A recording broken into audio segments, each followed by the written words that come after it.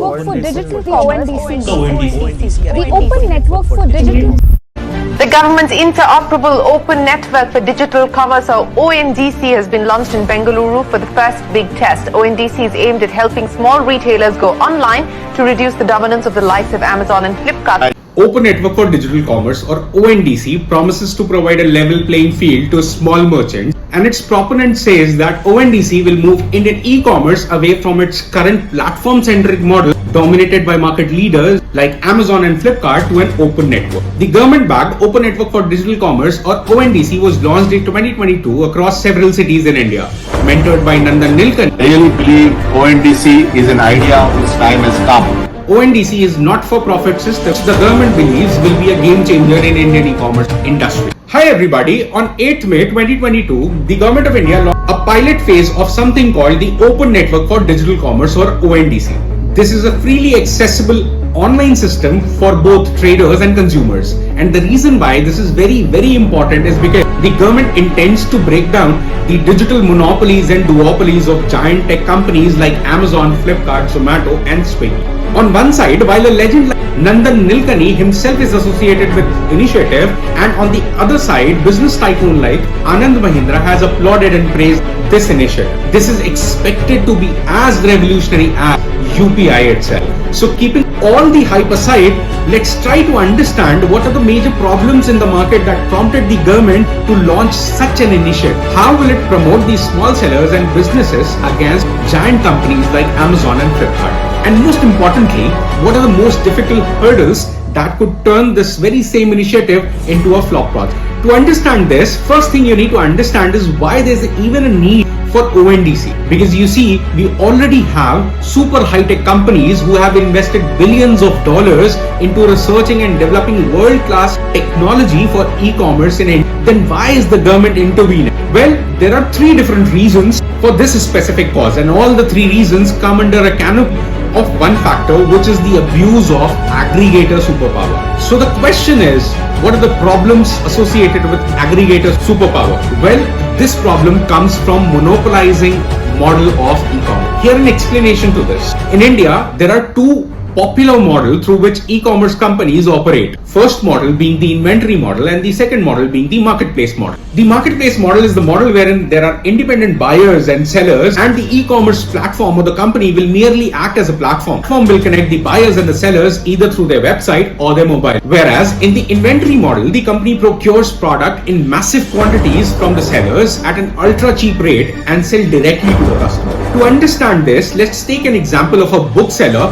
who sells books on Flipkart. Now, if a bookseller makes a book at 150 rupees and sells it on Flipkart at 450 rupees, if Flipkart operates through marketplace model, it will generate a revenue which will vary between 112 rupees to 250 rupees. And this amount also includes the packaging and the transportation charge. So if you see, this leaves very less scope of profit. But if Flipkart operates through inventory model, then it will buy 10,000 books from the same bookseller. And this will happen at once. So it will use its bargain power to buy these books at an ultra cheap rate, which will be costing at around 200 rupees. After that, it will keep all these books in its warehouse and to sell it at 450 rupees on its website. So this way, they generate 250 rupees in revenue with a little bit of inventory cost. Therefore, they get 100 rupees of extra revenue even for something as small as books. So when this is done for huge product that cost at around 10,000 or 20,000 rupees, the revenue difference can skyrocket by billions of dollars. Therefore, using inventory model, the e-commerce companies generate way more profit compared to marketplace. So if you see, if an e-commerce platform wants to make money, it by default has to buy product at dirt cheap cost and then increase its own margin by selling it on its platform.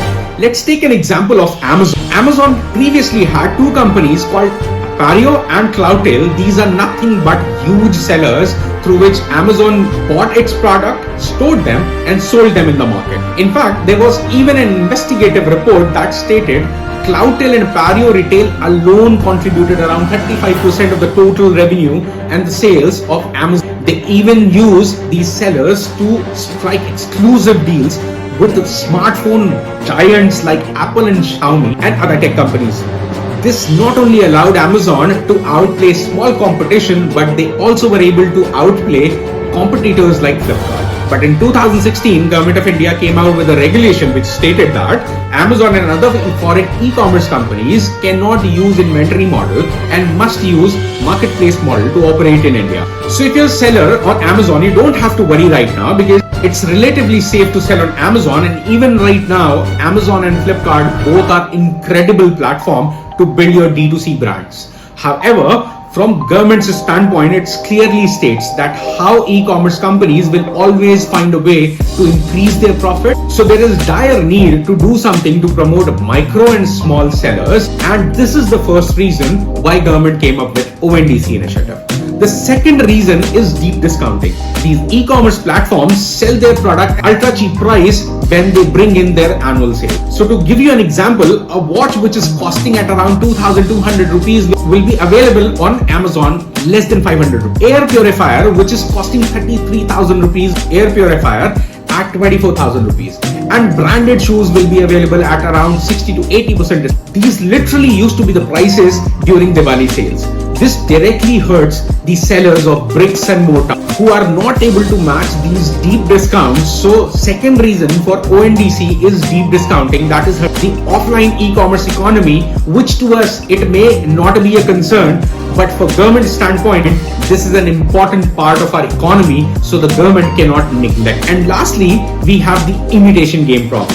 So let's just understand that with an example. Long story short, let's say there are 100 sellers who are selling AC on a platform called Flipkart, and there are 5 to 6 different slabs of prices through which they sell it. Say 15 to 20,000, 1 to 25,000, 26 to 30,000, 31 to 35,000, 36,000 plus. And just like any other product, the various different colors and features like Alexa and all weather setting, so on and so forth, which can be prioritized by a customer. So when the seller sells their product on Flipkart, Flipkart will easily be able to understand that which price range is the highest set, then what features do the customer are looking for, and what capacity are they preferring, because its algorithm can read all the reviews which customer like us put on Flipkart, and they would even know which color and which location registers the maximum amount of sales. And lastly, this will give them the insight about what is the perfect timing to bring in the discount on the product. So after reading through this enormous amount of data, Flipkart would know that in Pune, white color AC with price range of 26 to 30,000 registers the maximum sales, with the favorite feature being Alexa. So what this e-commerce company would do, it would acquire a small AC manufacturing company near Pune and have its warehouse in Pune itself. Then it will give all these specifications what they have gathered through their algorithm to this manufacturing company. And while the best-selling AC on Flipkart is costed at around 25,000, Flipkart will sell the same AC which has similar look and feel, and it will make it at around 23,500 rupees. And the cherry in the cake is that it will come with Flipkart bestseller label or Flipkart choice, and it will be listed on the top of all the products which are available in the platform. So obviously, considering the price sensitive market of India, people will buy Flipkart choice product instead of other products. In case of Amazon, Reuters report states that Amazon studied several best-selling brands in India like Louis Philippe, Essentia, John Miller, Van Heusen, and they launched their own brand named Symbol. Symbol, even today, such a best-selling brand that there was a time where 11 out of top 25 best-selling formal shirt in men's category was from Symbol. These are the reasons why the government is actually launching open network for digital commerce. So let's try to understand how the government is trying to solve this problem using ONDC initiative. The ONDC is basically a three-legged tool. Firstly is the discoverability. The second is open protocol for e-commerce platform and interoperability. And the last point is price comparison. So let's try to understand each one of these legs with a scenario, and let's start with first leg, which is discoverability. Today, if you want to shop for a hairdryer, you will either look it on Amazon or on Flipkart. Why only these apps? Because you have downloaded those apps and you have fed in your card details and address details as well. So by default, because you have done this investment, you'll rarely consider any other possibility of going elsewhere. And most importantly, if you've got Amazon Prime, the Flipkart will also go out of the picture. But with ONDC, if you look for the term hairdryer, you'll be able to see hairdryers from hundreds of e-commerce platforms. And here's where you might discover an enterprise like eSamuday, which is a tech startup that has digitalized the local electronic stores in your neighborhood. You can buy a local make hairdryer at a dirt cheap cost and even get it delivered in a couple of hours. So in short, you will have unified search feature wherein you'll get the product from all e-commerce sites without having them downloaded on their mobile phone. This brings us to the second point, which is interoperability. For this, let's take a simple example of delivery choice. Let's say you would want to order dal makhani. Now, when we use Zomato, although Zomato gives amazing advantage of getting all the restaurants listed on a single platform, but if Zomato decides to charge higher delivery because of limited availability of its delivery partners over there, you would not be able to help yourself much. And if Zomato does not have any delivery boys in that particular restaurant, then you will not be able to order. But with ONDC, even delivery companies will be listed with the aggregator, customer and restaurants. So ONDC will tell you that Zomato's valet are not available, but Dunzo valets are available in that area. So you can place your order through Zomato, but have it picked up by Dunzo, or directly ask Dunzo or any other delivery partner to pick your order from the restaurant. Similarly, you can place an order through eSamuday, which has all the mom and pop store listed, and get it delivered by Dunzo. So this way, there's a huge lacuna that the delivery companies can actually fulfill, in which, and this will further prevent companies like Zomato and Swiggy from monopolizing the delivery space. And lastly, we have the Trivago feature, which is nothing but price comparison. Online comparing the prices from different platforms. क्या आपने कभी online hotel search किया है? नहीं.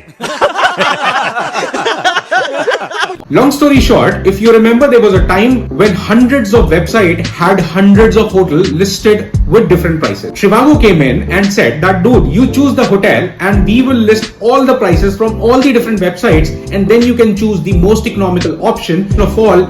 And this is exactly what ONDC intends to do. So if Amazon secretly pushes up the prices, you will not be blindsided by Amazon ecosystem. You will actually have an opportunity to see other e-commerce companies with lesser cost. And this is how government intends to empower merchants and consumer by breaking these silos to form a single network to drive both innovation and skills, eventually transforming all the business from retail goods, food, and even mobility.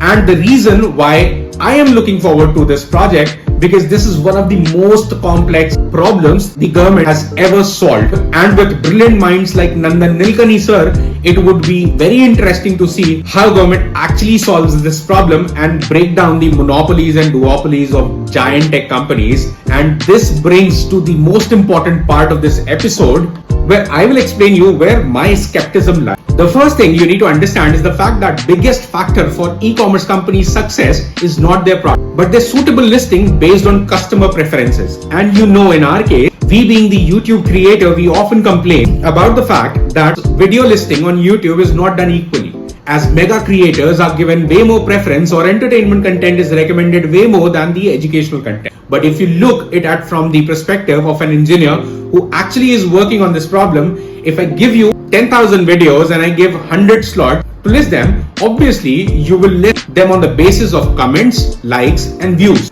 right? So the scarcity of screen space itself brings in inequality. Similarly, a seller with maximum reviews, maximum sales will obviously get listed ahead of smaller sellers, because when it comes to those sellers, the possibility of sales is way higher. So listing in itself drives inequality. So I don't know how this is going to be tackled in OND. Secondly, when price comparison is done like Trivago, on the outside it might look an amazing idea, but if you look at the fighter in the price war, you will see we have big companies like Dunzo and Zomato, and on the other side we have got small local aggregator service. Now over here, Zomato or Dunzo would take another $1 billion funding, and it will undercut all its competitors, by which these small players will be forced actually to decrease their cost. Eventually, those companies will drain out of cash and then be out of the business. So this way, the purpose of price comparison could be defeated if bigger players engage in predatory pricing.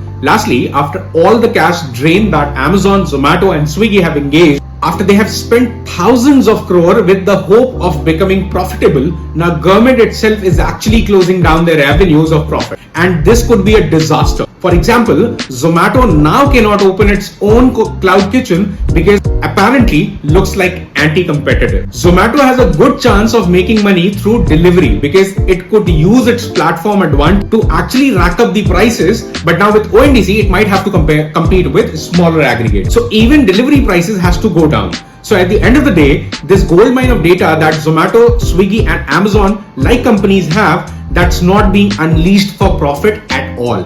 And this creates a paradox. So if these companies run profitability, sellers and restaurants might face losses because if they don't run profitable, since they have billion-dollar funding, the logistic companies and small aggregators will face loss. And I have no idea how ONDC is going to solve these problems. So if you know the answers to the same, I would love to know that in the comment section. That's all from my side. If you have learned anything viable and substantial from this video, please don't forget to like, share and subscribe this video. Share it with your loved and dear ones so that they also know what exactly the ONDC is and how exactly it is going to help ourselves to save money in our pocket. So till we meet with the next interesting topic, I'm taking your leave. Thank you so much.